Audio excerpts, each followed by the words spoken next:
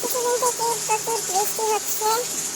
আসলে বৃষ্টি আল্লাহর রহমত, আবার অনেক সময় এটা আমাদের অনেকের ক্ষতির কারণ হয়ে যায়।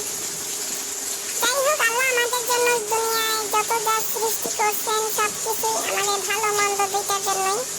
সবসময় আমরা আল্লাহর কাছ থেকে ভালোটাই আশা করি। যখন বৃষ্টি হয় তখন আমাদের সকলের উচিত আল্লাহর কাছে যে বৃষ্টিটা আমাদের জন্য মঙ্গলজনক সেই বৃষ্টিটা আশা করা উচিত। কারণ আমি যেটা উপভোগ করছি সেটা অন্যের জন্য ক্ষতির কারণ হতে পারে। তাই আমাদের সবসময় আল্লাহর কাছে শুকরিয়া আদায় করা উচিত। দুনিয়া জগৎ সংসারে যা কিছু আল্লাহ তাআলা দান করেছেন সবকিছুর মধ্যেই কোনো না কোনো মঙ্গল নিহিত আছে। তাই আমরা দুনিয়াতে এবং সবকিছুর মধ্যে আল্লাহর নিয়ামতটাকে খুঁজে নেব।